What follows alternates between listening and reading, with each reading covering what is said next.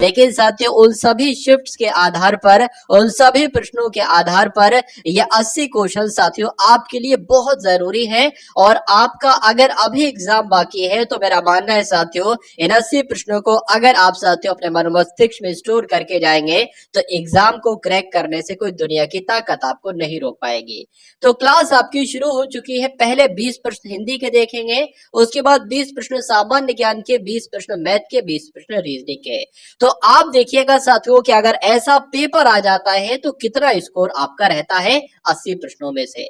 तो क्लास आपकी शुरू हो चुकी है और पहला प्रश्न आपकी स्क्रीन पर आ चुका है कि आग का पर्यायवाची इसमें से कौन सा नहीं है। देखिए आग को अनल भी कहते हैं, आग को पावक भी कहते हैं और आग को साथियों कृषाणु भी कहते हैं। लेकिन व्योम की बात करें तो ये तो आकाश का पर्यायवाची होता है, ये आग का पर्यायवाची नहीं होता है। तो जिनका भी आंसर यहाँ पर ऑप्शन नंबर सी है तो बिल्कुल करेक्ट है। उसके बाद देखिए साथियों पोखर का तत्सम अगर आपसे पूछ लिया जाए तो पोखर का तत्सम साथियों पुष्कर होता है, आंसर आपका जाएगा ए के साथ। उसके बाद देखिए आंख का नीर ढल जाना ये एक मुहावरा है और ये आपसे पूछा जा सकता है आपके एग्जाम में। तो निर्लज हो जाना मतलब साथियों एक तरीके से बेशर्म हो जाना, आंख का नीर ढल जाना कह सकते हैं, आंसर आपका जिनका भी यहाँ पर बी है तो बिल्कुल करेक्ट है। अंग टूटने का मतलब क्या होता है साथियों, अगर बात करें अंग अंग टूटना कोई कहता है तो इसका मतलब क्या शरीर से अंग अलग हो जाना कहते हैं, नहीं। हड्डी टूटना कहते हैं, नहीं। शारीरिक विकास होना भी नहीं कहते हैं। थकावट से बदन में दर्द होना साथियों कह सकते हैं अंग अंग टूटना। तो जिनका भी आंसर यहाँ पर डी है तो बिल्कुल करेक्ट है। प्रतीक्षा शब्द में आपसे पूछा जा रहा है कि उपसर्ग क्या होगा। देखिए यहाँ पर अगर बात करें इसकी संधि विच्छेद जब हम करते हैं तो प्रतिधन ईक्षा निकल कर आता है। तो उपसर्ग पूछा है साथियों, क्या निकल कर आएगा अगर बात करें साथियों क्या निकल कर आएगा ये आप लोग बताइए। प्रति निकल कर आएगा और प्रति कौन से ऑप्शन में साथियों, ऑप्शन नंबर बी में है। तो जिनका भी आंसर यहाँ पर है ऑप्शन नंबर बी तो बिल्कुल करेक्ट है। निम्नलिखित में से कौन सा शब्द है प्रभावी का विलोम नहीं है। देखिए प्रभावी का विलोम साथियों जो होता है वो अप्रभावी भी होगा, निष्प्रभावी भी होगा और प्रभाव शून्य भी होगा, लेकिन साथियों अप्रयुक्त नहीं होगा। क्यों? क्योंकि ये प्रयुक्त का विलोम है। तो जिनका भी आंसर यहाँ पर ऑप्शन नंबर सी है तो बिल्कुल करेक्ट है। उसके बाद देखिए अगले नंबर का क्वेश्चन आपकी स्क्रीन पर है कि 10 जने की लाठी 1 जने का बोझ, ये एक लोकोक्ति है और इस लोकोक्ति का मतलब क्या होता है, मांग कर खाना नहीं, सबकी सेवा व्यर्थ करने वाला नहीं, दूसरों के भरोसे रहने वाला नहीं, सहयोग से काम आसानी से हो जाना, इसको कहा जाता है साथियों 10 जने की लाठी 1 जने का बोझ। तो जिनका आंसर यहाँ पर डी था तो बिल्कुल करेक्ट था। उसके बाद देखिए साथियों थोड़ा नपा तुला भोजन करने वाले को क्या कहा जाता है, तो जो थोड़ा नपा तुला भोजन करता है उसको साथियों मिताहारी कहा जाता है। ये आप लोग ध्यान रखेंगे, आपकी शिफ्ट में साथियों एग्जाम में आपसे पूछा जाएगा कि मिताहारी किसे कहा जाता है या थोड़ा नपा तुला भोजन करने वाले को क्या कहा जाता है, तो मिताहारी कहा जाता है। सेक्शन के लिए मैं लेकर आ चुका हूँ आपके सामने एसएसजीडी का एक ऐसा प्रैक्टिस सेट मेरे दोस्त जो रोजाना आपको रात को 8 बजे देखने को मिलता है। इससे पहले एक बुक की बात कर लेते हैं। एसएसजीडी की आपकी एक नई बुक लॉन्च हुई है मेरे दोस्त, जिसमें न्यू पैटर्न आधार पर 2025 के आधार पर पूरा सिलेबस होगा ऑल एग्जाम क्लास के ऊपर, ठीक है ना। कैसे लेना है वो सारी चीजें इसमें मैं बताने वाला हूँ। पहले आप देखिए मेरे दोस्त, आपको मैं बता दूं इसमें प्रैक्टिस सेट में आपको मेरे मित्र मात्र 49 रुपए में आपको 15 प्रैक्टिस सेट मिलने वाले हैं। इसमें मात्र 49 रुपए में जिस पीडीएफ आप जो बुक लोगे आप 200 रुपए में पड़ेगी, वही मात्र आप व्हाट्सएप नंबर आपको दिया है, इस पर मैसेज कर दीजिए, इस बुक की पूरी पीडीएफ आपको मिल जाएगी। उसके बाद देखिए साथियों कि उत्पादक जमीन के लिए एक शब्द क्या होगा बताइए। चलिए देखिए उर्वर उस भूमि को कहते हैं जो एक तरीके से अच्छी भूमि कहलाई जाती है, जिसमें खेती करने से बढ़िया फसल उगती है। तो उत्पादक जमीन भी तो एक तरीके से वही होगी ना। तो उत्पादक जमीन को साथियों क्या कहा जा सकता है, उर्वरा कहा जा सकता है, आंसर आपका जाएगा ऑप्शन नंबर डी के साथ। उसके बाद देखिए कि विनय और व्यंग उपहास को व्यक्त करने के लिए किस विराम चिन्ह का प्रयोग किया जाता है। तो विनय और व्यंग उपहास को अगर व्यक्त करना हो साथियों तो वहां पर विस्मयादि बोधक चिन्ह का इस्तेमाल किया जाता है, आंसर आपका जाना चाहिए बी के साथ। उसके बाद देखिए साथियों तत्सम से तद्भव बने सही शब्द योग में आपसे पूछा जा रहा है, बताने की कोशिश कीजिए। साथियों जिस लेवल जो लेवल आपका एग्जाम आ रहा है ना, जिस लेवल का एग्जाम आ रहा है, ठीक उस लेवल के हिंदी के क्वेश्चन आप लोग यहाँ पर देख पा रहे हैं। तो आप साथियों इन सभी प्रश्नों को अपने एग्जाम के लिए तैयार करेंगे तो मुझे ऐसा लगता है कि तैयारी में आपकी 4 चांद लग जाएंगे और साथियों सिलेक्शन आपका हो ही जाएगा, क्योंकि चारों विषयों का समावेशन एक तरीके से यहाँ पर लिया गया है, चारों विषयों का निचोड़ यहाँ पर एक तरीके से लिया गया है। बहुत ध्यान से देखिएगा साथियों इस प्रश्न को कि तत्सम से देखिए पहला शब्द होना चाहिए तत्सम और दूसरा शब्द होना चाहिए तद्भव।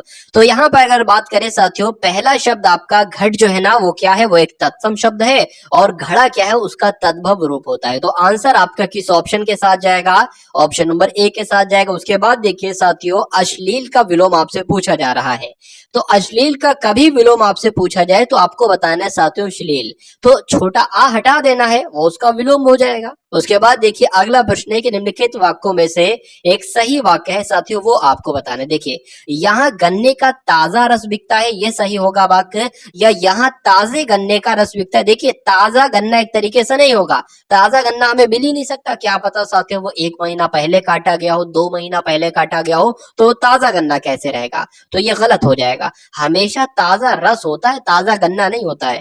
ताजे गन्ने, यहाँ पर भी ताजा गन्ना आ गया, यहाँ पर ताजी गन्ना आ गया, तो ये भी गलत हो जाएगा। तो सही वाक्य की अगर बात करें, यहाँ गन्ने का ताजा रस बिकता है, आंसर आपका जाएगा ऑप्शन नंबर ए के साथ। और जिनका भी आंसर यहाँ पर ए था तो बिल्कुल करेक्ट था, बहुत बढ़िया, वेरी गुड क्लास। साथियों वीडियो को अगर आपने अभी तक लाइक ना किया हो तो वीडियो को लाइक कर दीजिए, और वीडियो को साथियों अगर प्यारे से कमेंट सेक्शन में अगर प्यारा से कमेंट ना किया हो तो तुरंत साथियों कमेंट करके भी बता देंगे कि क्लास आपको कैसी लग रही है। चलिए, वे अभिकारी शब्द जो दो शब्दों या वाक्यों या वाक्य के खंडों को जोड़ता है उनको क्या कहा जाता है, तो उनको तो साथियों समुच्चय बोधक शब्द कहा जाता है। ये आपके एग्जाम में साथियों ट्रेंड करेगा क्वेश्चन, इसलिए एग्जाम में आने से पहले इन क्वेश्चंस को देख कर जाइएगा आप लोग। उसके बाद देखिए कि निम्नलिखित में से अशुद्ध वर्तनी आपसे पूछी जा रही है कौन सी। देखिए उल्लंघन की बात करें, बचपन से अभी तक आपने बहुत बार इसको पढ़ा होगा, बहुत बार लिखा होगा। उल्लंघन ऐसे ही लिखा जाता है, मनोरथ भी ऐसे लिखा जाता है, और वत्सल भी कहीं ना कहीं ऐसे ही लिखा जाता है, लेकिन उज्जवल नहीं होता है, उज्जवल होता है। क्या होता है साथियों, उज्जवल होता है, उज्जवल नहीं होता है। तो आंसर जिनका सी है तो बिल्कुल करेक्ट है। चलिए अब उसके बाद देखिए कि इसमें इनमें अनुग्रह शब्द का विलोम क्या होगा, तो अनुग्रह शब्द का साथियों विलोम क्या होता है, विग्रह होता है। आंसर आपका जाएगा ऑप्शन नंबर डी के साथ।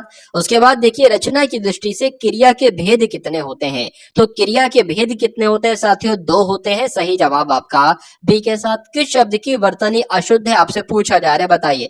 देखिए ऋषि ऐसे ही लिखा जाता है, संध्या ऐसे लिखा जाता है, संस्कार ऐसे लिखा जाता है, लेकिन सन्यासी ऐसे नहीं लिखा जाता है। सन्यासी की अगर बात करें, या तो सन्यासी ऐसे लिखो या सन्यासी ऐसे लिखो साथियों, या सन्यासी कैसे लिखो, या सन्यासी इस प्रकार से लिखो। 2 तरह से यहाँ पर लिखा जाता है सन्यासी, ठीक है ना। तो यहाँ पर अंक की बिंदी एक तरीके से नहीं लगी है, तो नहीं लगी है तो ये वाला आपका अशुद्ध वर्तनी वाला शब्द हो जाएगा, और अशुद्ध वर्तनी वाला शब्द होगा तो यही आपका सही जवाब होगा। उसके बाद देखिए अधोलिखित में कौन सा तत्सम आपसे पूछा जा रहा है, बताइए। देखिए अधोलिखित में कौन सा शब्द तत्सम नहीं है ये पूछा जा रहा है, ठीक है। तो बताने की कोशिश कीजिए क्या होगा इसका राइट आंसर, बताइए। तो ऑप्शन नंबर ए की बात करें, तस्कर, ये भी आपका एक तत्सम शब्द है। उसके अलावा ध्यान भी एक तत्सम शब्द है, बोध भी आपका एक तत्सम शब्द है। लेकिन हाथ की बात करें तो हाथ आपका साथियों तत्सम शब्द नहीं है, ये तद्भव शब्द है।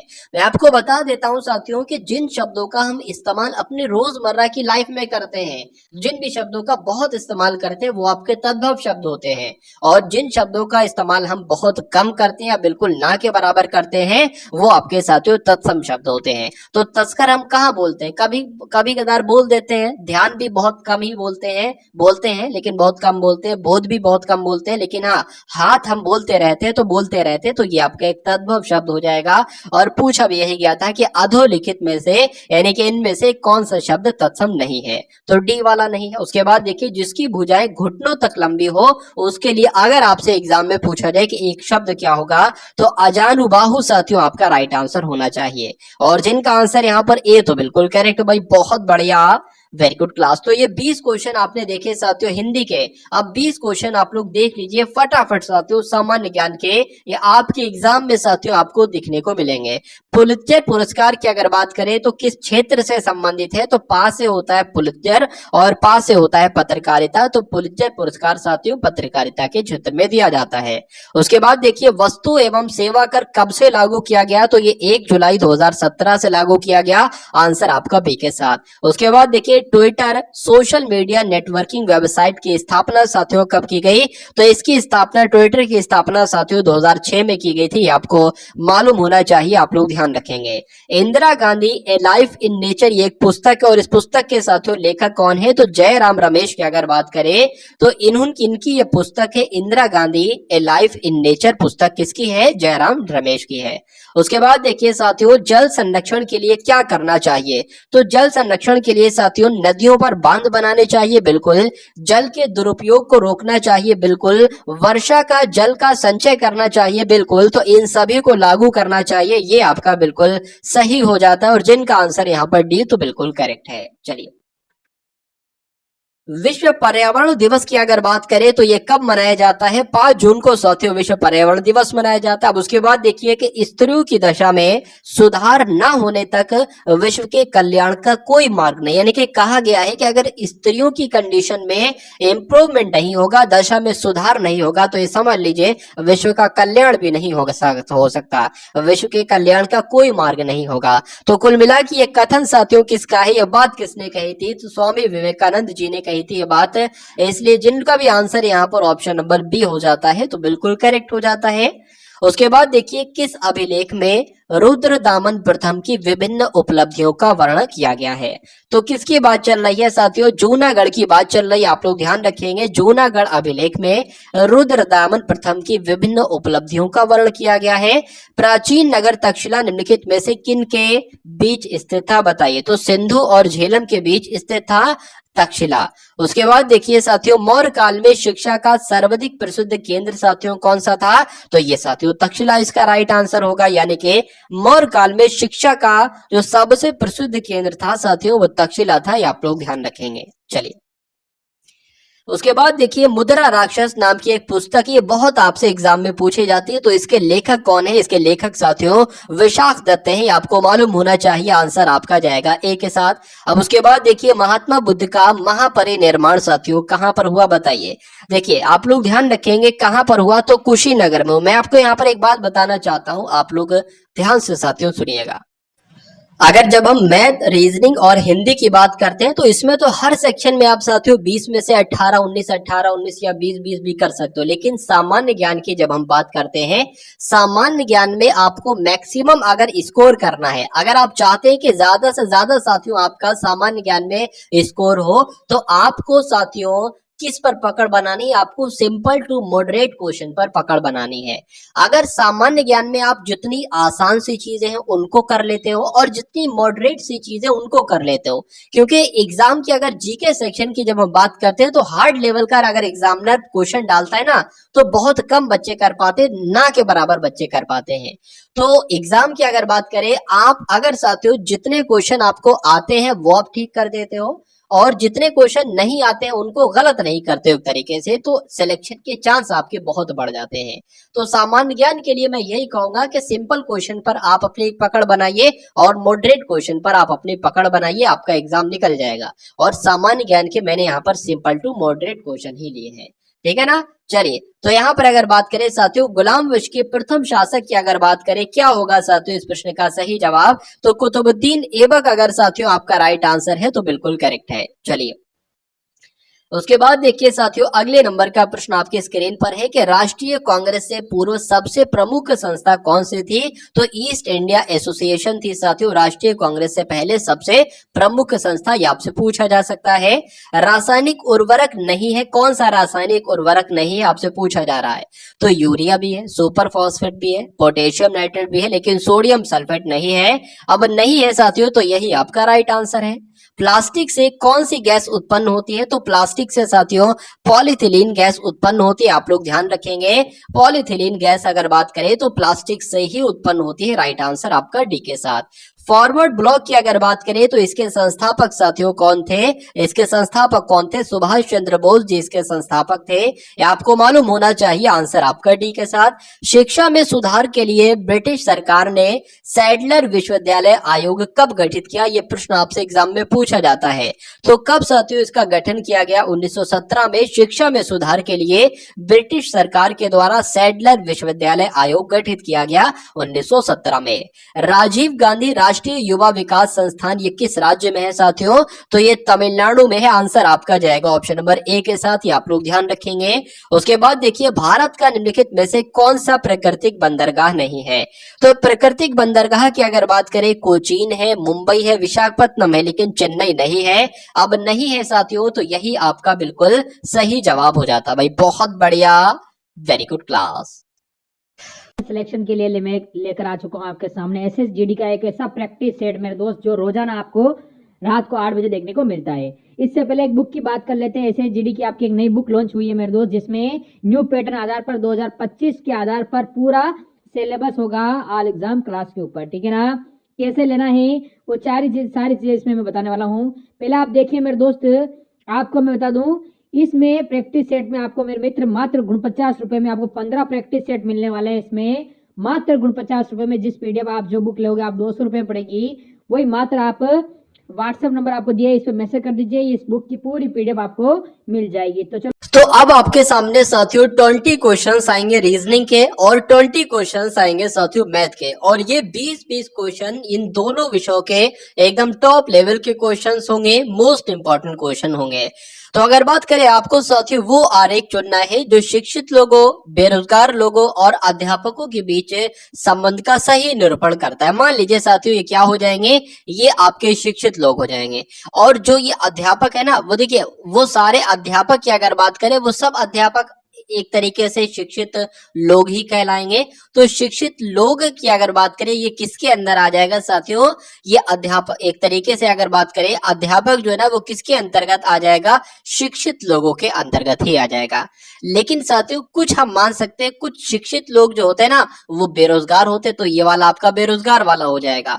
लेकिन अगर बात करें साथियों, तो कुल मिला के अगर बात करें, ये वाला आपका ऐसा आपको कहां पर नजर आ रहा है? ये तो ऐसा तो आपको ऑप्शन नंबर ए में नजर आ रहा है, तो यही आपका बिल्कुल सही जवाब हो जाता है। अब उसके बाद देखिए साथियों, कथन और निष्कर्ष से संबंधित आपके सामने यहाँ पर क्वेश्चन है कि कथन साथियों कह रहा है कि बाह्य स्रोतों से प्राप्त खुशी क्षणिक होती है, ठीक है। चिरस्थायी खुशी अपने भीतर से आती है, मतलब जो कह रहे हैं कि जो बाह्य स्रोतों से हमें खुशी प्राप्त होती है वो क्षणिक होती है, यानी कि थोड़े समय के लिए होती है।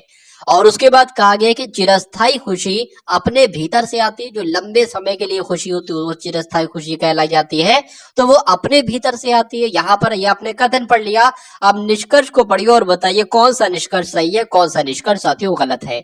कोई भी व्यक्ति बाहर की खुशी को अनुभव नहीं कर सकता। क्यों नहीं कर सकता साथियों? बिल्कुल कर सकता है, तो ये आपका गलत हो जाएगा। सिनेमा से मिलने वाली खुशी चिरस्थायी नहीं होती, बिल्कुल साथियों वो चिरस्थायी नहीं होती, वो क्षणिक खुशी होती है एक तरीके से बात करें तो। ये आपका साथियों एक तरीके से सही हो जाएगा।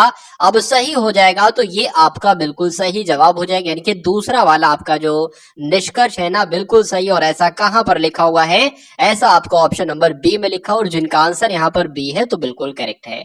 अब उसके बाद देखिए साथियों, नेक्स्ट नंबर का क्वेश्चन है कि संपादक का पत्रिका से वही संबंध है कि क्या उपन्यास से लेखक का वही संबंध का कविता से कवि का है, कुर्सी का बड़ई से है, निर्देशक का फिल्म से है? बताइए। देखिए अगर बात करें साथियों कि संपादक जो होता है ना वो पत्रिका का एक तरीके से संपादक करता है, संपादक होता है, ठीक है। लेकिन अगर बात करें साथियों उसी प्रकार निर्देशक की अगर बात करें, फिल्म को कौन बनाता है? निर्देशक बनाता है। तो जैसा साथियों संपादक का पत्रिका से जो संबंध होगा वही संबंध होगा साथियों निर्देशक का फिल्म से। तो जिनका भी आंसर यहाँ पर डी है तो बिल्कुल करेक्ट है। अब उसके बाद देखिए अगले नंबर का क्वेश्चन आपके स्क्रीन पर है, देखिए और बताइए सही जवाब आपका क्या होगा। देखिए यहाँ पर ए है और यहाँ पर लेटर पोजीशन की अगर बात करें, ए 1 पर होता है, डी 4 पर होता है, ये 2 पर, ये आपका 3 पर हो जाएगा। डब्ल्यू की बात करें 23 पर होता है, जेड 26 पर होता है साथियों। उसके बाद एक्स आपका जो है ना वो 24 पर होता है और वाई आपका 26 पर होता है। देखिए क्या रिलेशन नजर आ रहा है, 1 से 23 है, 4 से 26 है और 2 से, तो साथियों कोई बहुत सही तरीके से रिलेशन यहाँ पर नहीं लग रहा है। लेकिन हाँ, यहाँ पर अगर बात करें, देखिए ये 2 लेटर है और ये 2 लेटर है। ए का जो अपोजिट है ना, मैं आपको यहाँ पर लिख कर समझा देता हूँ एक तरीके से। ADBC लिखा हुआ है और यहाँ पर क्या लिखा हुआ है साथियों, WZXY लिखा हुआ है। तो देखिए ए की विपोजिट की अगर बात करें तो ए का अगर बात करें साथियों उल्टा क्या होता है, तो जेड होता है। ए का उल्टा क्या होता है, विपरीत क्या होता है साथियों, जेड होता है। और अगर डी के साथियों उल्टे की बात करें तो डब्ल्यू होता है। उसी प्रकार बी का अपोजिट साथियों वाई होता है और सी का अपोजिट क्या होता है, एक्स होता है। तो यहाँ पर भी साथियों यही क्रम आएगा। अगर बात करें साथियों, देखिए एच का अपोजिट क्या होगा, एच का अपोजिट साथियों एस होता है। ई का अपोजिट क्या होता है, वी होता है। और जी का अपोजिट साथियों क्या होता है, जी का अपोजिट साथियों आपका टी होता है।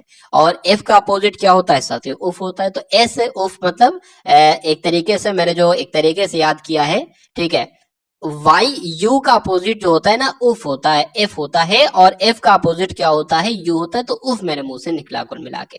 चलिए एक पोयम भी है, ठीक है, उफ बाई लव करके, उफ बाई लव करके है, ठीक है। उसके बाद भी एक लाइन है। तो मतलब कहने का मतलब ये है कि यू का अपोजिट एफ होगा, बी का अपोजिट वाई होगा, एल का अपोजिट ओ होगा और वी का अपोजिट ई होगा, ठीक है ना। चलिए अगर बात करें SVTU कहां पर लिखा हुआ है, तो ये तो आपका ऑप्शन नंबर ए में लिखा हुआ है। तो यही आपका बिल्कुल सही जवाब हो जाता है। अब उसके बाद देखिए अगले नंबर का साथियों क्वेश्चन आपके स्क्रीन पर है, देखिए और बताइए सही जवाब आपका क्या हो सकता है। कि एक का संबंध साथियों जैसे 36 से, उसी प्रकार 2 का संबंध किससे होगा, 69 से, 49 से, 81 से या साथियों 70 से। देखिए और बताइए सही जवाब आपका क्या हो सकता है, बताइए। चलिए तो यहाँ पर देखिए जो लिखा हुआ है ये एक तरीके से 6 का स्क्वायर होता है। तो अगर हम इस एक में साथियों 5 जोड़ दें और क्या आ जाएगा, 6 आ जाएगा। इस नंबर का स्क्वायर कर दे तो ये आ जाएगा। तो उसी प्रकार क्या इसमें अगर 5 जोड़ा जाए तो साथियों 7 आता है। तो क्या 7 का स्क्वायर 49 होगा, बिल्कुल सही। क्या 49 ऑप्शन में लिखा हुआ है साथियों, बिल्कुल ऑप्शन में लिखा हुआ है। तो यही आपका बिल्कुल सही जवाब हो जाता है। उसके बाद देखिए नेक्स्ट नंबर का क्वेश्चन आपकी स्क्रीन पर है। यहाँ पर अगर बात करें DE से बना है 10, HI से बनेगा क्या, ये आपसे साथियों पूछा जा रहा है। देखिए यहाँ पर जो D आपका होता है वो 4 पर होता है और E कितने पर होता है, 5 पर होता है। H आपका 8 पर होता है, I आपका साथियों 9 पर होता है। तो अगर गुणा कराएंगे तो 4 पंजे 20 हो जाएगा, ये 10 लिखा हुआ है। और 8 नेम आपका 72 हो जाएगा, 72 कहीं नहीं लिखा हुआ। तो ऐसा हो सकता है, देखिए 4 पंजे 20 होता है ना, उसका आधा यहाँ पर लिखा गया है। उसी प्रकार 8 नेम आपका 72 होता है और 72 की अगर बात करें आधा क्या होता है साथियों, 36 होता है। तो 36 ऑप्शन में है, बिल्कुल है साथियों ऑप्शन नंबर सी में। और यही आपका बिल्कुल सही जवाब हो जाता भाई, बहुत बढ़िया, वेरी गुड क्लास। अब उसके बाद देखिए साथियों स्कूल के बच्चे यहाँ पर है। देखिए ये आपके जो है ना, ये स्कूल के बच्चे हो जाएंगे ए। और अगर बात करते हैं यहाँ पर ये कलाकार जो है ना, ये बी है, सी है, डी नहीं है क्योंकि डी आपका स्कूल का बच्चा है। ये भी है वैसे स्कूल का बच्चा और ये भी है। तो कुल मिला के गायक भी यहाँ पर मौजूद है। आपसे जो क्वेश्चन पूछा जा रहा है, अब मैं आपको दिखा देता हूँ साथियों। क्वेश्चन में पूछा यह गया है कि उन विद्यार्थियों, कलाकारों और गायक दिखाए गए हैं। आपको आरेख में विद्यार्थी, कलाकार, गायक दिखाए गए हैं।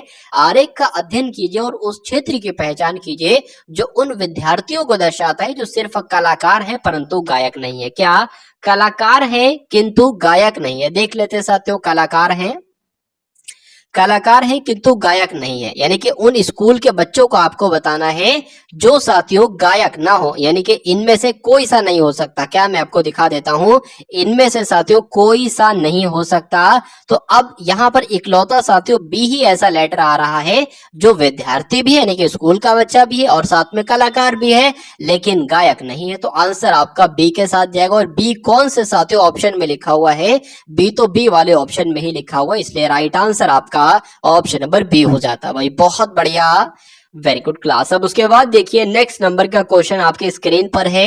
एक साथियों देखिए एसएससी जीडी में इस टाइप का भी क्वेश्चन आएगा और आ रहा है, ठीक है।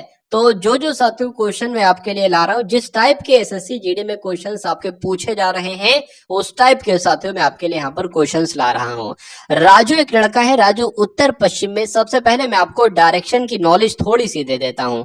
मान लीजिए एग्जाम हॉल है और एग्जाम हॉल में यहाँ पर आप बैठे हैं, तो ये दिशा क्या कहलाएगी साथियों? उत्तर की दिशा कहलाएगी। ये दिशा अगर बात करें तो पूर्व की दिशा कहलाएगी, और ये दिशा साथियों पश्चिम की दिशा कहलाएगी, और ये दिशा साथियों दक्षिण की दिशा कहलाएगी। इतना आपको मालूम होना चाहिए। अगर बात करें साथियों आपका ये वाला हाथ जो होगा ना, ये हमेशा साथियों दायां हाथ कहलाएगा, यानी कि जो सीधा हाथ होगा ना साथियों, वही आपका दायां हाथ कहलाया जाता है। और जो आपका साथियों बायां हाथ होता है ना, बायां हाथ, वो आपका उल्टा हाथ कहलाया जाता है। तो जितने पॉइंट मैंने आपको यहाँ पर बतलाए हैं, उतने पॉइंट आपको मालूम होना चाहिए इस प्रश्न को अगर आप करना चाहते हैं। चलिए अब अगर बात करें एक और चीज मैं आपको बता दूं, मान लीजिए साथियों एक घड़ी है, ये घड़ी की सुइयां हैं। घड़ियों की जो सुइयां चलती है ना, वो किस क्रम में चलती हैं, कैसे चलती हैं? वो दक्षिणावर्त चलती हैं साथियों। क्या अगर मैं आपसे कहूं कोई चीज दक्षिणावर्त चलाना है, तो जैसे घड़ी की सुइयां चलती ऐसे करके, यहां से यहां, यहां से यहां, यहां से यहां, यहां से यहां, ये दक्षिणावर्त क्रम है। लेकिन अगर मैं कहूं साथियों आपसे वामावर्त, तो वामावर्त का मतलब होता है घड़ी के अपोजिट, यानी कि घड़ी चलती ऐसे करके, आप अगर ऐसे चला रहे हो किसी चीज को, तो वो वामावर्त कहलाएगी। तो ये दो चार बातें जो मैंने आपको बताई है, वो आपको मालूम होना चाहिए। अब देखिए प्रश्न की तरफ और समझिए इस प्रश्न का सही जवाब क्या होगा। कि उत्तर पश्चिम दिशा में 2 किलोमीटर चला राजू जो है ना, उत्तर पश्चिम दिशा में। एक बात मैं आपको बताना भूल गया, वो भी मैं आपको बता देता हूं। मैंने ये बताया पूरब, मैंने ये बताया साथियों उत्तर, मैंने ये बताया दक्षिण, मैंने ये बताया पश्चिम। अगर बात कभी भी अगर कहे कि 2 किलोमीटर चलो पूरब और उत्तर की तरफ, तो हम इधर चलेंगे। अगर कहा जाए साथियों कि 2 किलोमीटर चलो, जितने किलोमीटर चलो उत्तर पश्चिम की तरफ, तो हम इधर चलेंगे। लेकिन अब अगर उसने कह दिया कि और चलो, किधर? उत्तर पूर्व की तरफ चलो, तो हम इधर मुड़ जाएंगे। इधर नहीं मुड़ेंगे, इधर मुड़ जाएंगे। और फिर अगर वो कहे साथियों पूरब दक्षिण की तरफ मुड़ो, तो हम इधर को मुड़ेंगे। तो ये बात भी आपको मैं उम्मीद करता हूं आपको पहले से मालूम होगी। अब उसके बाद देखिए राजू एक लड़का है, उत्तर पश्चिम दिशा में 2 किलोमीटर जाता है। तो उत्तर पश्चिम दिशा साथियों की तरह ऊपर आपका उत्तर हो जाएगा, और पश्चिम आपका साथियों इधर हो जाएगा। तो इधर हम चलेंगे कितने किलोमीटर? 2 किलोमीटर। चलिए वहां से 90 डिग्री दक्षिणावर्त चलता है। जैसे कि मान लीजिए कोई व्यक्ति अगर इधर जा रहा है, तो कोई व्यक्ति इधर जा रहा है, 90 डिग्री पर मुड़ना है साथियों, तो वो ऐसे हो जाएगा, बिल्कुल ऐसे करके। ठीक है ना, ये पॉइंट भी आपको मालूम होना चाहिए। तो 2 किलोमीटर इधर चला और 90 डिग्री दक्षिणावर्त चला, यानी कि घड़ी की दिशा में। तो इधर जा रहा है ना, तो इधर को चला जाएगा, और 2 किलोमीटर चलता है, तो 2 किलोमीटर चला दिया। तब वह अपनी आरंभिक अवस्था से किस दिशा में, यानी कि इस अगर इधर से देखें तो वो किस दिशा में है साथियों, आपसे ये पूछा जा रहा है। देखिए और बताइए साथियों सही जवाब आपका क्या हो सकता है। प्रश्न में और कुछ भी जानकारी लिखी है। देखिए यहां से पश्चिम और उत्तर पश्चिम की दिशा में साथियों हमने 2 किलोमीटर चलाया था। उसके बाद कहा गया वहां से वो 90 डिग्री दक्षिणावर्त, यानी कि इधर की तरफ चला, घूमा और 2 किलोमीटर चला। ठीक है, 2 किलोमीटर चला दिया। वहां से 90 डिग्री दक्षिणावर्त घूमा, फिर से मतलब घूमेगा, इधर की तरफ घूमेगा, और फिर से 2 किलोमीटर चलेगा, तो 2 किलोमीटर और चला दिया। तो तब वह अपनी आरंभिक अवस्था से किस दिशा में है, यानी कि अगर इधर से देखा जाए तो वो किस दिशा में होगा साथियों? ये तो आपका होता है पूरब, और ये होता है आपका उत्तर। तो ये किस दिशा में साथियों होगा? उत्तर पूर्व की दिशा में तो होगा। तो उत्तर पूर्व कौन से ऑप्शन में है? ऑप्शन नंबर बी में, और यही आपका बिल्कुल सही जवाब हो जाता है। अब उसके बाद देखिए कथन आपके सामने लिखा हुआ है और तर्क आपके सामने लिखे हुए, आपको देखना है कौन सा तर्क सही होगा। क्या फिल्मों पर पूरी तरह से प्रतिबंध लगा देना चाहिए? ये साथियों कथन है। अब तर्क मुझे बताइए कौन सा मजबूत है, कौन सा मजबूत नहीं है। कह रहे कि हाँ, फिल्मों पर पूरी तरीके से प्रतिबंध लगा देना चाहिए, ये हमारे सामाजिक नैतिक मूल्य को नष्ट कर रहा है। देखिए ऐसी बात तो नहीं है, सामाजिक नैतिक मूल्य को नष्ट तो नहीं कर रहा है पूरी तरीके से, या तो कह सकते हैं अगर एक आध फिल्म ऐसी आ जाती है तो सब फिल्मों को तो बंद नहीं किया जा सकता। तो ये साथियों कहना उचित नहीं होगा, इसलिए गलत हो जाएगा। उसके बाद कह रहे हैं कि नहीं भैया, फिल्मों पर पूरी तरीके से प्रतिबंध नहीं लगाना चाहिए, क्योंकि ये हमारे मनोरंजन का एकमात्र बढ़िया साधन है। देखिए किसी भी निष्कर्ष में, किसी भी तर्क में अगर एकमात्र आ जाता है तो एकमात्र थोड़ी ना भाई, मनोरंजन के तो और भी कई सारे साधन है, तो ये एकमात्र कैसे हो जाएगा, तो ये इस वजह से गलत हो जाएगा। तो कुल मिला के अगर बात करें, दोनों ही साथियों आपके तर्क गलत है। और गलत ऐसा कहां पर लिखा हुआ है साथियों, ऑप्शन नंबर सी में लिखा हुआ है, तो यही आपका बिल्कुल सही जवाब हो जाता है। चलिए उसके बाद देखिए, एक घड़ी हमेशा दर्शाती है, तो एक घड़ी है वो हमेशा क्या दर्शाएगी, घंटे दर्शाएगी, मिनट दर्शाएगी, सेकंड दर्शाएगी या समय दर्शाएगी। साथियों वो अगर बात करें, वो समय हमेशा दर्शाती रहेगी। आंसर आपका जाएगा ऑप्शन नंबर डी के साथ। अब उसके बाद देखिए साथियों, अगले नंबर का क्वेश्चन आपके स्क्रीन पर है, देखिए और बताइए सही जवाब आपका क्या होगा। एक पंक्ति है, ठीक है, एक पंक्ति है, एक पंक्ति में बैठे एक पैनल के 6 सदस्य हैं, ठीक है, तो 6 सदस्य हैं यहाँ पर। कुल मिला के कुछ हम पॉइंट्स बना लेते हैं, जैसे कि 1 2 3 4 5 6, ये 6 लोग बैठे हैं यहाँ पर। देख लेते हैं क्यू के बाईं ओर कौन बैठा है, एक्स बैठा है, तो मान लीजिए क्यू यहाँ पर बैठा है, क्यू के बाईं ओर कौन बैठ जाएगा, क्यू के बाईं ओर आपका बैठ जाएगा साथियों एक्स, एक्स यहाँ हो जाएगा। किंतु पी के दाईं ओर बैठा है, थोड़ा सा अगर बात करें, थोड़ा सा क्यू हमको यहाँ पर बनाना चाहिए था ऐसे करके, ठीक है। वैसे बन इधर भी जाएगा, लेकिन इधर के फिर हमें लोग कट करके इधर के लोग बढ़ाना पड़ेंगे। चलिए, तो Q के बाईं ओर है, Q के बाईं ओर है साथियों X, किंतु P के दाईं ओर है। X जो है ना, ये Q के तो बाईं ओर है, लेकिन X जो है वो P के साथियों दाईं ओर है, ठीक है। उसके बाद लिखा है Q के दाईं ओर है Y, Q के दाईं ओर है साथियों Y, किंतु Z के बाईं ओर है, Z के बाईं ओर Y है Q, ठीक है ना। इतनी बात भी समझ में आ गई होगी।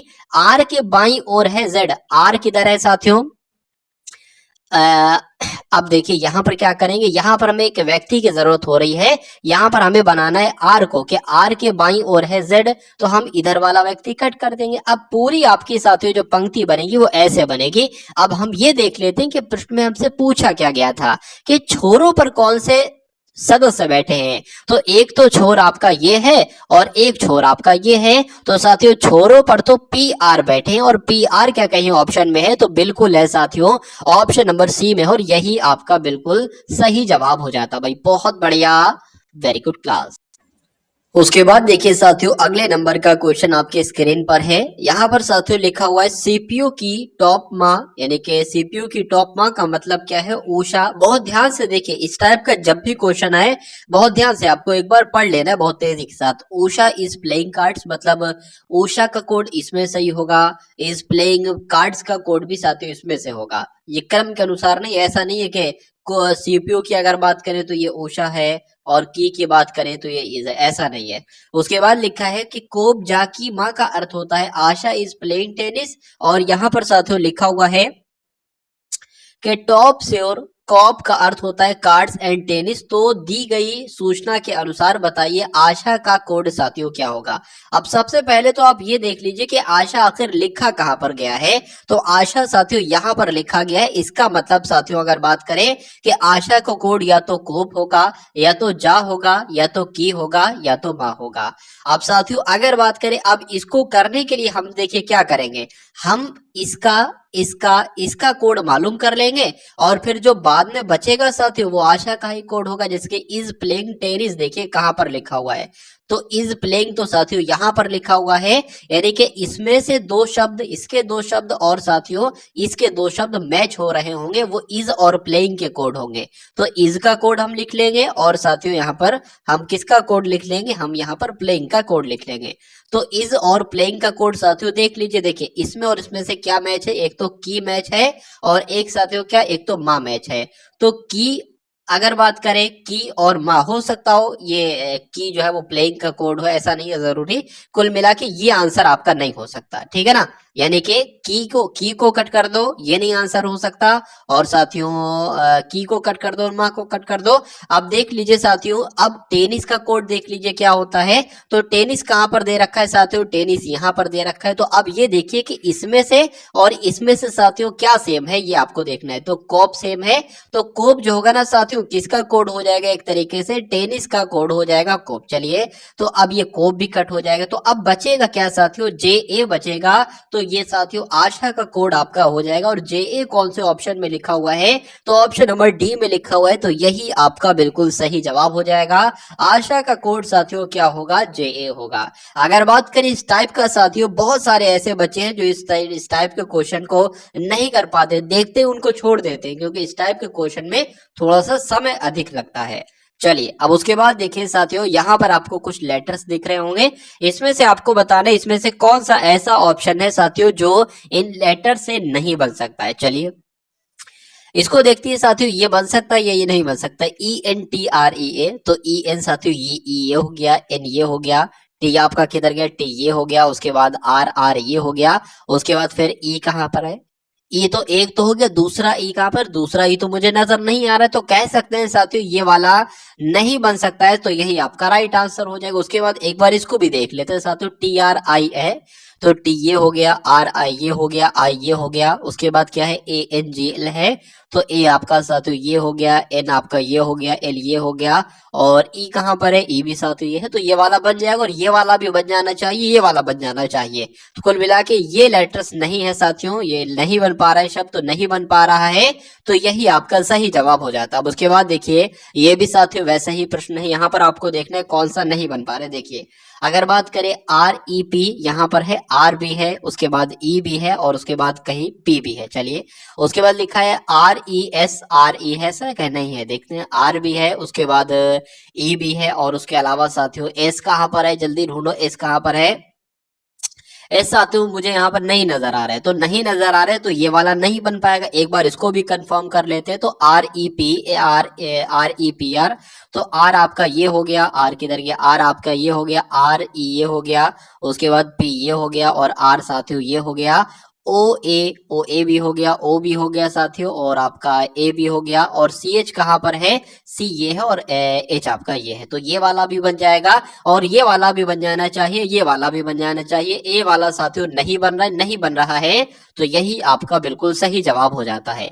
अब उसके बाद देखिए साथियों, नेक्स्ट नंबर का क्वेश्चन आपकी स्क्रीन पर आ चुका है, देखिए और बताइए क्या इसका राइट आंसर होगा। तो F की पोजीशन की बात करें 6 पर, G साथियों 7 पर, H 8 पर, और T 20 पर। चलिए O की बात करें 15 पर साथियों, P 16 पर, Q 17 पर आता है, और R 18 पर आता है। उसी प्रकार अगर बात करें B 2 पर, C 3 पर, D 4 पर, और E 5 पर। अब देखिए कितना कितना कैसे कैसे क्या क्या बढ़ रहा है। चलिए तो यहाँ पर अगर बात करें, देखिए ये 6 से 15 हुआ है, देखिए जरा कितना बड़ा है, 9 बड़ा है, और ये 7 से साथियों 16 हुआ है, कितना बड़ा है, यहाँ पर भी 9 ही बड़ा है, और यहाँ पर कितना बड़ा है साथियों, यहाँ पर भी 9 बड़ा है, तो कुल मिला के 9 9 9 9 सब में बढ़ रहा है, तो 9 मिलाएंगे 11 हो जाएगा। ये आपका कितना हो जाएगा साथियों, 9 मिलाएंगे 12 हो जाएगा, और 11 पर होता है साथियों K, और 12 पर होता है AL, तो KL यहाँ पर भी लिखा है, यहाँ पर भी लिखा हुआ है, इसमें भी 11 जोड़ दो, क्योंकि इसमें और इसमें तो सेम है, कोई फायदा नहीं होगा, इसमें जब 11 जोड़ोगे साथियों तो 14 आ जाएगा, और 14 पर N होता है, तो कौन सा वाला जाएगा, N वाला जाएगा, जो कि ऑप्शन नंबर B में, और यही आपका बिल्कुल सही जवाब हो जाता है। अब उसके बाद देखिए अगले नंबर का क्वेश्चन है कि 17 का संबंध साथियों 60 से है, तो 20 का संबंध किससे होगा बताइए। 20 का संबंध किससे होगा, क्या होगा इस क्वेश्चन का राइट आंसर बताइए। देखिए 17 तिया कितने होते हैं, 17 की अगर गुणा 3 से करेंगे तो 17 तिया 51 हो जाते हैं, लेकिन 51 को 60 बनाने के लिए इसमें हमें 9 प्लस करना होगा। तो अगर बात करें इसका 3 से गुणा करेंगे तो साथियों 60 होते हैं, अगर इसमें 9 मिलाएंगे तो कितना आता है साथियों, 69 आता है। क्या 69 कहीं ऑप्शन में है, अगर है तो यही आपका सही जवाब हो जाता है, और बिल्कुल है साथियों ऑप्शन नंबर B में, और यही आपका बिल्कुल सही जवाब है। चलिए अब उसके बाद देखिए मछली की अगर बात करें, मछली का संबंध साथियों शल्क से यहाँ पर बताया गया है, तो भालू का संबंध किससे होगा। देखिए मछली के जो एक तरीके से जो आवरण होता है, मछली के जो ऊपर की एक तरीके से होती है उसको शल्क कहा जाता है, तो भालू के ऊपर की एक तरीके से जो खाल होती है उसको क्या कहा जाता है, उसको साथियों लोमचर्म कहा जाता है, तो कहा जाता है, तो यही आपका बिल्कुल सही जवाब हो जाता है। अब उसके बाद देखिए साथियों, अगला प्रश्न है कि लेखक का संबंध कलम से है तो कलाकार का संबंध किससे होगा। जाहिर सी बात है, जैसे लेखक का संबंध कलम से है उसी प्रकार साथियों कलाकार का संबंध किससे होगा, कैनवस से होगा। इसलिए राइट आंसर आपका जो जाएगा वो ऑप्शन नंबर सी के साथ जाएगा। उसके बाद देखिए अगले नंबर का साथियों क्वेश्चन आपकी स्क्रीन पर है। NUMERAL का संबंध, मतलब इसको UEALRMN लिखा जा सकता है, तो ALGBRA को क्या लिखा जा सकता है। देखिए इसको पढ़कर मुझे ये समझ में आया कि यहाँ पर जो लेटर्स आए हैं ना, वही सेम लेटर्स साथियों यहाँ पर आए हैं। तो देखते हैं रूल क्या लगा है यहाँ पर, ये एक बार यहाँ पर हम लोग देख लेते हैं। देखिए अगर हम लोग बात करें, देखिए एन आपका जो है, मैं आपको यहाँ पर देखिए पहले, अच्छा कि यू जो है ना, यू यहाँ पर साथी दूसरे नंबर पर आया है, तो जो इसमें दूसरे नंबर पर है वो सबसे पहले नंबर पर आया है। इसका मतलब यहाँ पर जो दूसरे नंबर पर है वो सबसे पहले नंबर पर आएगा, ठीक है। अब ई को देखिए, ई कौन से नंबर पर, 1 2 3 4, 4 नंबर पर, तो इसमें जो चौथे नंबर पर और दूसरे नंबर पर आएगा 1 2 3 4, यानी कि ई आएगा। तो देखिए साथियों LE कहाँ पर लिखा हुआ है, एक तो यहाँ पर लिखा हुआ, एक यहाँ पर लिखा हुआ है, ये भी सेम है, ये भी सेम है, ये यहाँ पर अलग है। तो अब ये देख लीजिए साथियों 1 2 3 4 5, पांचवा क्या कह रहा है, तो पांचवा क्या कह रहा है, 1 2 3 4 5, यानी कि आर की अगर बात करें तो आर मतलब जहां से उठाया गया पांचवें नंबर का जो लेटर है उसकी पोजीशन वही है, तो पांचवें नंबर की जो पोजीशन है वो वही है, यानी कि बी आना चाहिए, ठीक है ना। तो बी साथियों कौन से ऑप्शन में है, ऑप्शन नंबर डी वाले में है, तो यही आपका साथियों बिल्कुल सही जवाब हो जाएगा। चलिए अब उसके बाद देखिए साथियों अगले नंबर का क्वेश्चन आपके स्क्रीन पर है। यहाँ पर अगर बात करें साथियों, आपके सामने क्वेश्चन बहुत शानदार है कि लड़कियों की एक पंक्ति में कमला बाएं ओर से नमी है, ठीक है। तो अगर बात करें कमला की, अगर बात करें तो ये साथियों बाईं ओर से क्या हो जाएगी, बाईं ओर से नमी हो जाएगी। क्या नाम है इनका साथियों कमला नाम है। चलिए नाम हम लोग यहाँ पर लिख देते हैं, इनका नाम क्या है साथियों, इनका नाम है कमला, और अगर बाईं तरफ से इनको गिना जाता है तो ये 9वें नंबर पर आती हैं। उसके बाद लिखा है कि वीना दाईं ओर से साथियों 16वें नंबर पर है। तो मान लीजिए साथियों वीना की जब हम बात करते हैं तो ये दाईं तरफ से अगर काउंट की जाती है तो कौन से नंबर पर आती है, 16वें नंबर पर आती है। उसके बाद लिखा हो यदि वो अपने स्थानों की अदला बदली कर ले, यानी कि वीना जो है ना वो इस स्थान पर आ जाए और कमला जो है साथियों वो इस स्थान पर आ जाए, तो जब ऐसा हो जाता है साथियों तो कमला जो है ना, कमला जो कि अब कमला साथियों यहाँ पर है, कमला यहाँ पर है, तो ये बाईं ओर से 25वीं हो जाती है, यानी कि बाईं ओर से 25वीं हो जाती है का मतलब ये कहता है कि इसके इधर साथियों 24 लोग हैं, इसके इधर 24 लोग हैं। देखिए अब अगर बीना का इधर से स्थान 16वां था तो इसका भी इधर से स्थान 16वां होगा, यानी कि इसके इधर को साथियों कितने लोग होंगे, 15 लोग होंगे। तो पूछा गया है टोटल कितनी लड़कियां हैं, अब 24 लड़कियां तो इधर हैं और 15 लड़कियां तो इधर है और एक ये भी काउंट करोगे तो कितना हो जाएगा साथियों, 24 और एक आपका 25, 25 और 15 आपका कितना हो जाएगा, 40 हो जाएगा। तो कहा जा सकता है कुल मिला के साथियों 40 लड़कियां हैं। तो जिनका भी आंसर यहाँ पर ऑप्शन नंबर सी 40 के साथ था तो बिल्कुल करेक्ट है। अब उसके बाद देखिए कि साथियों अब यहाँ पर मैथ के क्वेश्चन आपके स्टार्ट हो गए हैं। सबसे पहले साथियों यहाँ पर आपने देखे हिंदी के 20 क्वेश्चन, उसके बाद देखे साथियों जनरल स्टडी के आपने 20 क्वेश्चन, उसके बाद साथियों रीजनिंग की अगर बात करें रीजनिंग के भी आपने 20 क्वेश्चन देखिए, और अब आप देखेंगे साथियों मैथ के कितने क्वेश्चन, 20 क्वेश्चन।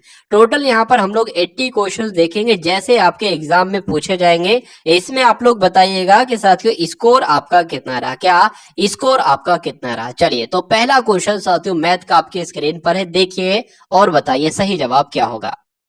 चलिए एक पेंसिल ने पंसारी लिखा हुआ, एक पंसारी ने 5 लगातार महीनों में कितने इतना नंबर ये और ये की बिक्री की, ठीक है ना, मतलब इतने रुपए की बिक्री की 5 महीने में। छठे महीने में, अच्छा ये क्या 1 2 3 4 5, मतलब 5 महीनों की बिक्री, और कहा जा रहा है कि छठे महीने में उसे कितनी बिक्री करनी चाहिए, कितनी बिक्री करनी चाहिए ताकि उसकी औसत बिक्री कितनी हो जाए साथियों, 6500 हो जाए, ये आपसे कहा जा रहा है। तो देखिए यहाँ पर अगर बात करें उसकी औसत बिक्री कितनी हो जाए, 6500 हो जाए, ये यहाँ पर कहा गया है। तो सबसे पहले साथियों आप ये काम कीजिए, कितने महीनों की साथियों, 6 महीनों की अगर बात करते हैं उसका औसत बिक्री का उसका औसत साथियों कितना आ रहा है, तो 6500 आ रहा है।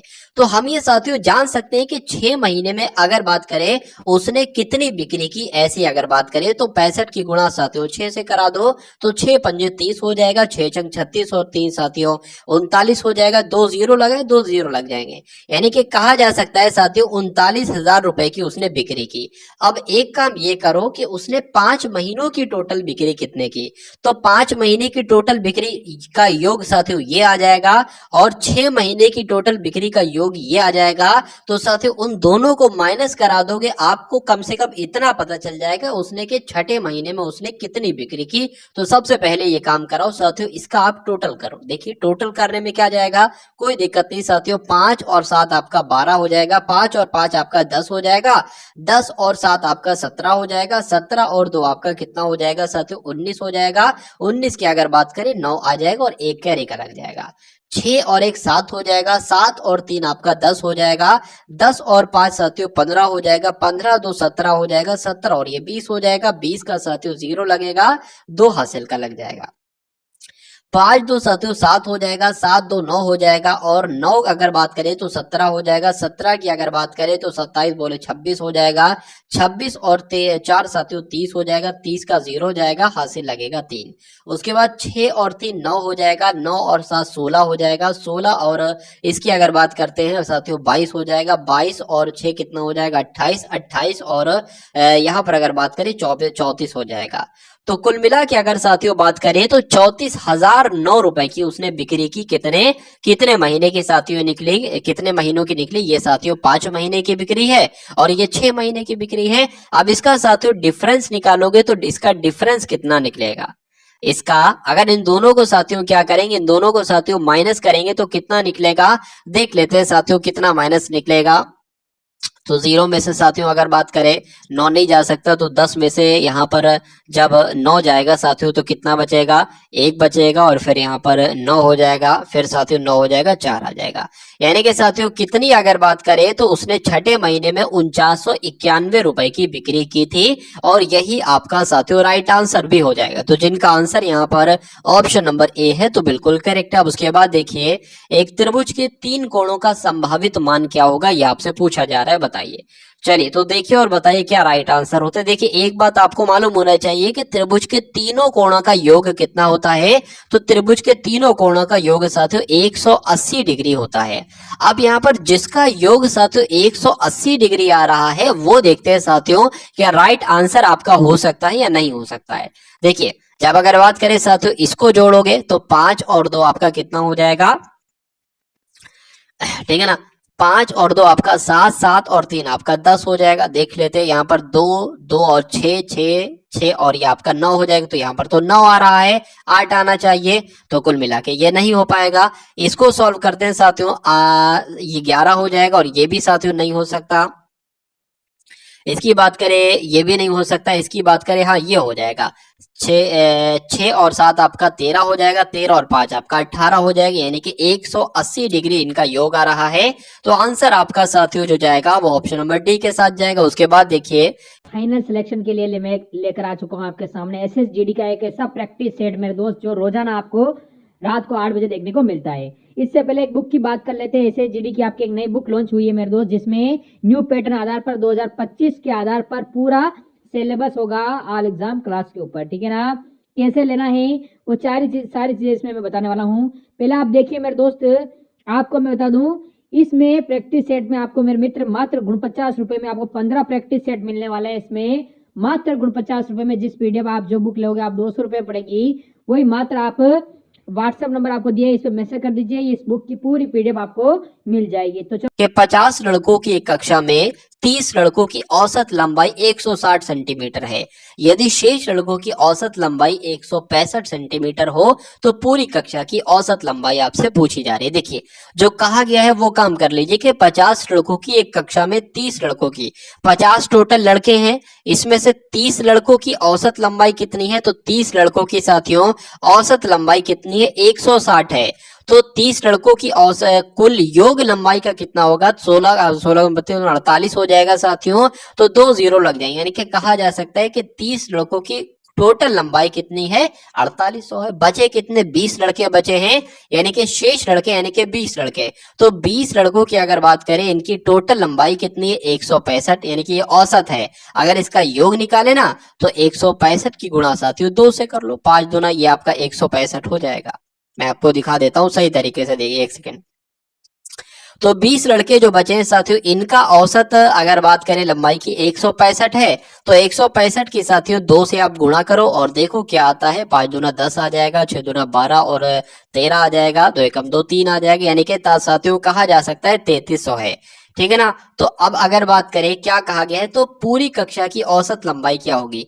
टोटल लड़के कितने हैं, टोटल लड़के साथियों 50 है, ये और ये 50 हो जाएंगे। अगर बात करें टोटल लंबाई कितनी है 4800 ये है और 3300 ये है, जोड़ लो साथियों दोनों को। यहाँ पर कितना आ जाएगा, ये आ जाएगा 4 हो जाएगा, 4 8 आ जाएगा, ये आ जाएगा। इसकी अगर बात करें इससे ये कट जाएगा, 5 एकम आपका 5 हो जाएगा, 3 जाएगा 31 हो जाएगा, 5 छंग आपका साथियों 30 हो जाएगा, 1 जाएगा ये हो जाएगा, 5 दूना आपका 10 हो जाएगा। यानी कि 50 लड़कों की अगर बात करें साथियों, जो औसत आपका आएगा वो 162 सेंटीमीटर आएगा, जो कि कहां पर साथियों लिखा हुआ है, ऑप्शन नंबर बी में लिखा हुआ है। तो जिनका भी आंसर यहाँ पर ऑप्शन नंबर बी है तो बिल्कुल करेक्ट है। अब उसके बाद देखिए ए और बी एक कार्य को 6 दिन में करते हैं। ठीक है, तो ए और बी अगर दोनों मिलकर कोई काम करते हैं तो 6 दिन उनको लगते हैं। ए अकेला अगर उस काम को करता है, क्या कहा गया है, ए अगर अकेला उस काम को करता है तो उसको 9 दिन लगते हैं। अगर बी अकेला उस कार्य को साथियों करेगा तो उसको कितना दिन लगेंगे, ये आपसे पूछा जा रहा है। तो इस टाइप का अगर कभी भी कंडीशन आपके सामने आ जाए तो यहाँ पर एक ऐसा नंबर रखिए जो 6 के पहाड़े में भी आए और 9 के पहाड़े में भी आए। तो देख लीजिए साथियों क्या हो सकता है, देख लीजिए साथियों, क्या 9 पंजे 45, 9 छंग 54, ठीक है ना, 9 छंग 54 साथियों आ जाएगा। क्यों, क्योंकि 6 नीम आपका कितना होता है 54 ही होता है और 9 छंग आपका 54 हो जाएगा। तो अगर बात करें ये नंबर यहाँ पर जो आएगा साथियों, ये नंबर क्या होगा, ये टोटल काम होगा। ये क्या होगा साथियों, ये टोटल वर्क होगा, यानी कि इतना काम किया गया होगा। अब अगर बात करें बी एक क्या कहा गया है, यहाँ पर कहा गया है कि बी उस काम को अकेला कितने दिन में करेगा। देखिए अगर ए साथियों एक दिन में 9 काम कर रहा है और ये टोटल मिलकर साथियों कितना काम कर रहे हैं,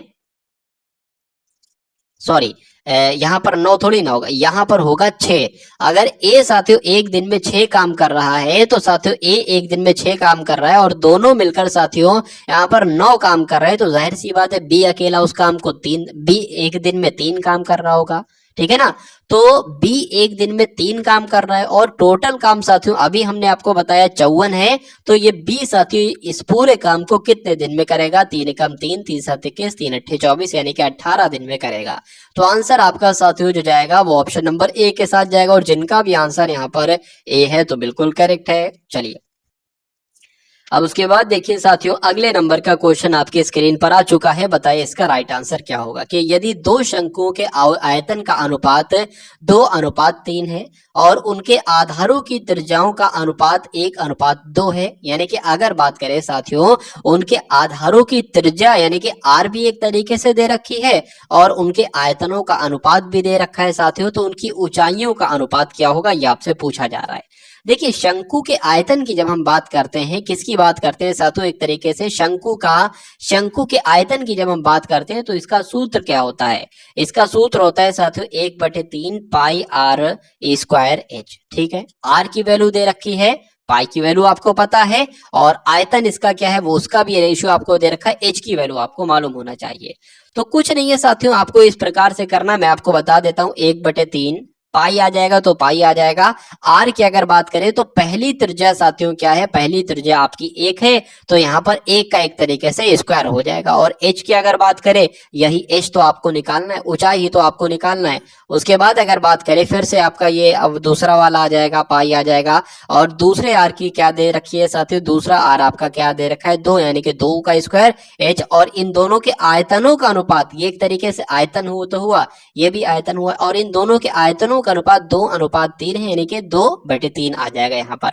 अब अगर बात करें इस 3 से ये 3 कैंसिल हो जाएगी, इस पूरे 1/3 से ये पूरा 1/3 कैंसिल हो जाएगा, इस पाई से ये पाई कैंसिल हो जाएगा। अगर बात करें ये आपका जो है ना, ये अब आपके सामने जो आ गया ना एच बटे कितना आ जाएगा साथियों 4h, क्योंकि ये ए की तो कोई वैल्यू नहीं होती और बराबर 2/3 आ जाएगा। अभी अगर बात करते हैं साथियों 4 जो है ना ये उठकर साथियों यहाँ पर आ जाएगा, 4 यहाँ पर हो गया।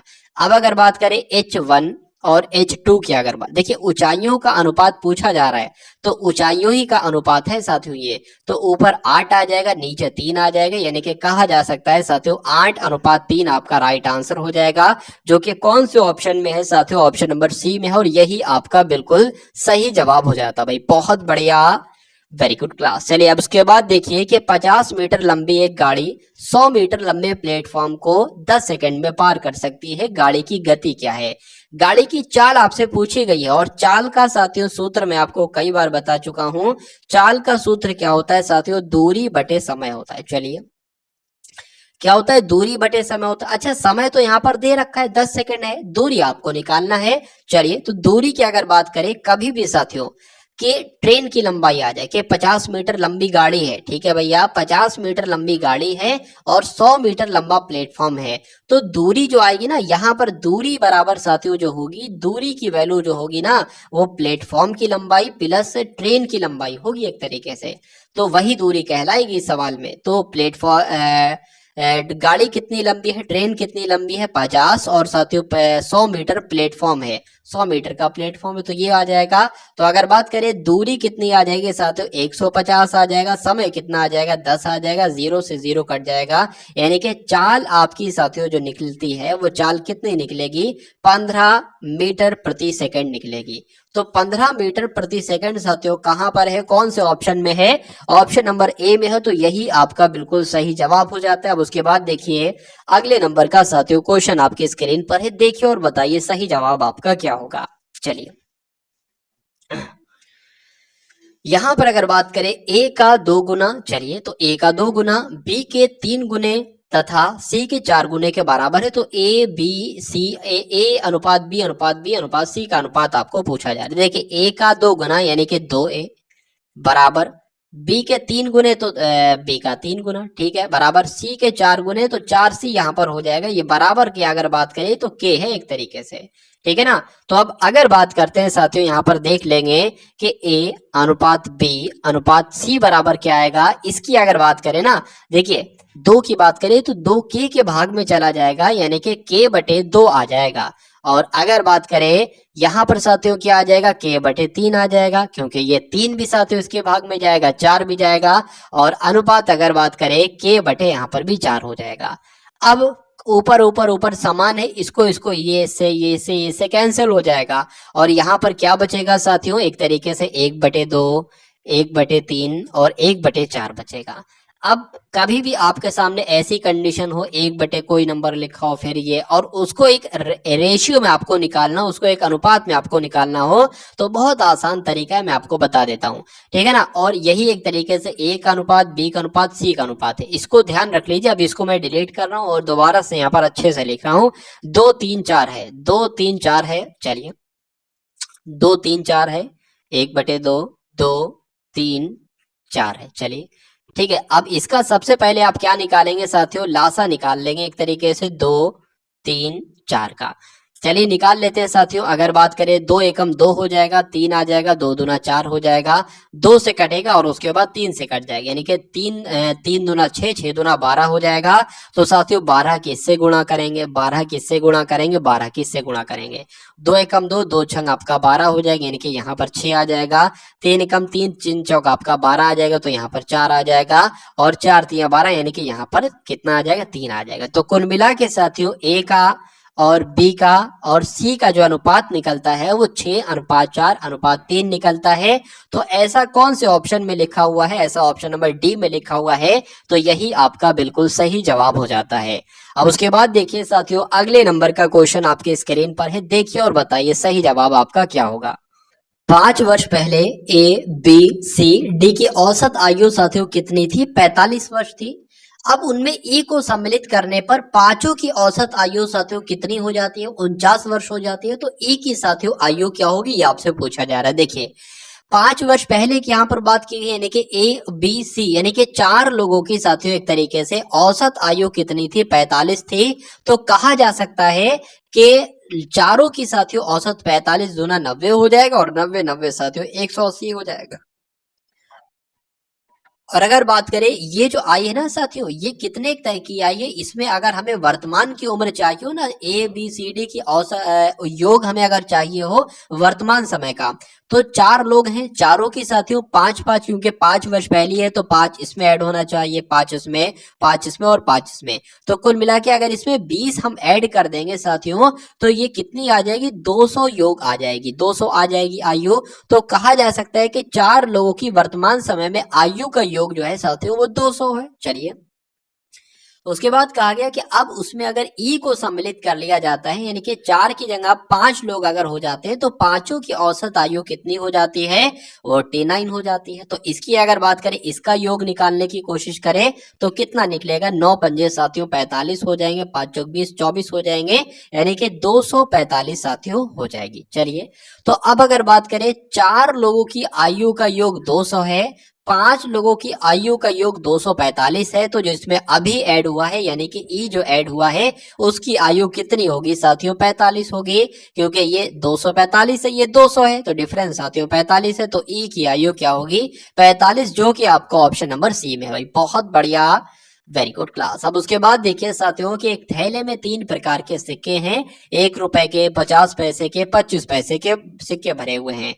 जो कि साथियों कितने के अनुपात में, 3 के, 8 के, 20 के, यानी कि जो 1 रुपए का सिक्का है अगर वो 3 है तो 50 पैसे के सिक्के 8 होंगे और 25 पैसे के सिक्के 20 होंगे, और उनको अगर पूरा जोड़ते हैं ना साथियों वो 372 रुपए जाकर बैठते हैं, तो कुल सिक्कों की संख्या कितनी है। चलिए, तो कोई दिक्कत नहीं है साथियों, देख लेते हैं इस टाइप के सवाल को कैसे करेंगे। देखिए, 3x 8x और 20x में है, ठीक है ना, पहली बात आपको साथियों समझ में आ गई होगी। अब अगर बात करते हैं साथियों, ये हमने अनुपात लिख लिया ना, ये अपने सही तरीके से एक तरीके से यहाँ पर अनुपात लिख लेते हैं। कितना है साथियों, यहाँ पर अगर बात करें 3x है, 8x है और 20x है। अगर बात करें यहाँ पर 1 रुपया लिखा है ना, तो 1 रुपए में 1 रुपए के साथियों कितने भाग होंगे, एक तरीके से 1 ही होंगे, तो इसके नीचे 1 आ जाएगा। 1 रुपए में 50 पैसे के कितने भाग होंगे, 2 भाग होंगे, यानी कि 1/2 आना चाहिए, तो 1/2 ही तो एक तरीके से आ गया। एक यहाँ पर लिखा हुआ, उसकी कोई वैल्यू नहीं होती, लिखो या ना लिखो कुल मिला के, ठीक है। उसके बाद लिखा हुआ 25 पैसे की सिक्के कितने होंगे, तो 25 पैसे के 4 सिक्के होंगे, तो ये 1/4 यहाँ पर आ जाएगा। अब इनको जब जोड़ोगे ना साथियों, तो इनका कुल योग जो है ना वो यहाँ पर लिखा हुआ है 372, तो 372 हो जाएगा। अब इसको देखिए कट कर लीजिए, 2 एकम 2, 2 चौक आपका 8 हो जाएंगे, 4 एकम 4, 4 पंजे आपके 20 हो जाएंगे, यानी कि 3x plus 8x, sorry 4x plus 5x, तो 5x plus 4x 9x, 9x और 3x साथियों 12x, यानी कि 12x की साथियों जो वैल्यू है ना वो कितनी है, वो 372 है। तो 1x की साथियों वैल्यू कितनी हो जाएगी, 372/12 हो जाएगा। अब इसको कट कर लीजिए साथियों, 12 थी आपका 36, 12 एकम 12, यानी कि x की वैल्यू जो निकली साथियों वो 31 निकली। अब पूछा क्या गया था, सिक्कों की कुल संख्या कितनी है, तो कुल मिला के अगर बात करें 3 है, 8 है, 20 है, इसको अगर टोटल करेंगे ना तो 20 और 8 आपका 28 और 3 आपका 31 हो जाएगा, यानी कि 31x का मान आपसे पूछा जा रहा है। क्या पूछा जा रहा है, 31x का मान आपसे पूछा जा रहा है, और 1x का मान भी 31 है, तो 31 की गुणा साथियों 31 से करा लीजिए, और वही आपका क्या होगा, वही आपका साथियों आंसर हो जाएगा। तो 31 की गुणा 31 से करा लेते हैं, तो साथियों ये आ जाता है 3 एकम 3, 3 तिया 9 और 1 और साथियों 6 और 6, तो क्या 961 साथियों आपका आंसर होगा। तो बिल्कुल आपका आंसर ऑप्शन नंबर बी के साथ जाएगा। उसके बाद देखिए अगले नंबर का क्वेश्चन आपके स्क्रीन पर है, किसी धनराशि पर क्या लिखा हुआ है साथियों, लिखा हुआ है यहाँ पर किसी धनराशि पर साधारण ब्याज मूलधन का 1/6 के बराबर है, तो वर्षों की संख्या वार्षिक दर के बराबर है, तो वार्षिक दर क्या है। देखिए यहाँ पर एक चीज देखिए कि किसी धनराशि पर साधारण ब्याज जो है ना, साधारण ब्याज क्या लिखा हुआ है साथियों, साधारण ब्याज मैं लिख देता हूं एक तरीके बढ़िया तरीके से, आपको यहाँ पर इस सवाल को समझा देता हूं। कभी भी अगर ऐसे लिख कर आए कि साधारण ब्याज जो है ना ये मूलधन के 1/6 के बराबर है, तो साधारण ब्याज जो है ना साथियों ये मूलधन के 1/6 के बराबर है, यही तो हुआ ना साथियों। तो इसको हम इस प्रकार से भी तो लिख सकते हैं साथियों कि साधारण ब्याज, और ये मूलधन इसके नीचे आ जाएगा, मूलधन इसके नीचे आ जाएगा, और बराबर क्या हो जाएगा साथियों, 1/6 हो जाएगा। यानी कि कहा जा सकता है कि अगर मूलधन 6 है तो साधारण ब्याज 1 है। इतनी बात आपको उम्मीद करता हूं साथियों समझ में आ गई होगी। कहा गया है साथियों कि अगर CI यानी कि साधारण ब्याज कितना है, CI अगर 1 है तो मूलधन यानी कि P कितना है साथियों, 6 है, और वर्षों की संख्या वार्षिक दर के बराबर है। यानी कि जो T है ना साथियों वो एक तरीके से R ही है। ठीक है, चलिए तो टी की अगर बात करें तो वार्षिक दर के बराबर है, तो इसको हम कुछ भी मान सकते हैं। तो अगर बात करें आर बराबर आर मान सकते हैं इसको, क्योंकि दर पूछी जा रही ना, तो आर जो है ना वो आर ही है। एक तरीके से बात करें तो आर बराबर क्या होता है, यानी कि दर बराबर क्या होता है, साधारण ब्याज गुणा 100, साधारण ब्याज गुणा 100 पी इंटू टी आ जाता है। साधारण ब्याज साथियों क्या है, 1 है, गुणा 100 लग जाएगा। ये दर हम लोग निकाल रहे हैं, क्या निकाल रहे हैं साथियों, ये दर हम लोग यहाँ पर निकाल रहे हैं। नीचे क्या आएगा, पी क्या है साथियों, पी 6 है, और अगर टी की बात करें एक तरीके से टी आर ही है, क्योंकि यहाँ पर कहा गया है कि वर्षों की जो संख्या है वो वार्षिक दर के बराबर है, तो यहाँ पर एक तरीके से साथियों आर ही आ जाएगा। ठीक है, और एक तरीके से यहाँ पर भी आर ही है। चलिए अब अगर बात करें इस आर की गुणा इस आर से होगी तो क्या हो जाएगा साथियों, आर स्क्वायर हो जाएगा, बराबर 100 बटे कितना हो जाएगा, बराबर 100 बटे साथियों यहाँ पर 6 हो जाएगा। चलिए अच्छा यहाँ पर एक चीज देखिए, यहाँ पर मैं ऐसा 16 को यहाँ पर पता नहीं मैंने 6 क्यों यहाँ पर लिख दिया, तो 6 चलो मैंने कोई दिक्कत नहीं ली, इसमें से धीरे से एक बढ़ा दो, धीरे से इसमें से भी एक बढ़ा दो, मामला आपका फिट बैठ जाएगा। अब यहाँ पर अगर बात करें तो 16 यहाँ पर आ जाएगा। ठीक है, अब यहाँ पर आपने देखा होगा साथियों कि कभी भी अगर आर के ऊपर किसी भी के ऊपर स्क्वायर है तो यहाँ पर साथियों किसी न किसी नंबर का स्क्वायर होगा, और यहाँ पर भी किसी न किसी नंबर का स्क्वायर होगा, ये 90% चांस होते हैं। तो आर बराबर साथियों इसके ऊपर रूट चढ़ जाएगा 10 गुणा 10 एक तरीके से कह सकते हैं, और 4 गुणा 4 कह सकते हैं। तो आर बराबर जो बाहर निकल कर आएगा वो 10 आएगा, और नीचे साथियों क्या, मैंने यहाँ पर 100 क्यों लिख दिया, ठीक है 10 गुणा 10 यहाँ पर आएगा। ठीक है, और क्योंकि 10 गुणा 10 ही तो होता है था साथियों 100, और यहाँ पर एक अपना 4 निकल कर आएगा। इसको कट करोगे तो 2.5% दर निकल कर आ जाएगी, यानी कि आर की वैल्यू जो आई है साथियों वो 2.5% आई है, और 2.5% साथियों कौन से ऑप्शन में है, तो इस टाइप वाला ऑप्शन भी ऐसे लिख सकते हैं। तो 2 सही 1/2 आपके इस क्वेश्चन का बिल्कुल सही और बिल्कुल सटीक जवाब हो जाता। भाई बहुत बढ़िया।